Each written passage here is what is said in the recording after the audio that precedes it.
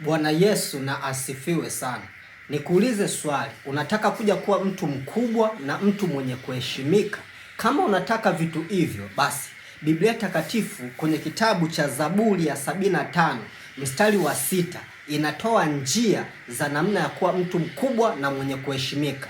Zaburi ya 75 mstari ule wa 6, neno la Mungu linasema hivi: maana siko mashariki wala magharibi wala nyikani itokako heshima. Anasema heshima haitoki mashariki, haitoki nyikani, haitoki magharibi. Anasema bali Mungu ndiye ahukumuye, yaani Mungu ndiye anayefanya maamuzi.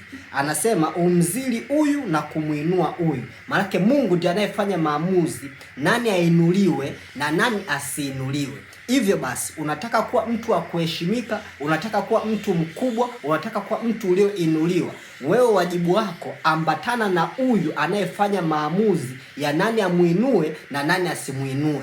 Ukiambatana na huyu, ukanyenyekea kwake, ukamtii, ukatembea katika njia zake, ukalifuata neno lake kwa ukamilifu wote, yeye atakupa heshima, yeye atakuinua. Na neno la Mungu sehemu nyingine linasema, watakaonitumikia Baba wa mbinguni atawaheshimu. Maneno hayo aliyasema Yesu Kristo kwamba watakaomtumikia yeye wataheshimika. So unataka kupata heshima, unataka kuinuliwa, ambatana na huyu anayeweza kuhukumu kwa haki na kuwainua watu kwa haki na sio ubatili. Mungu wa mbinguni akubariki sana. Amen.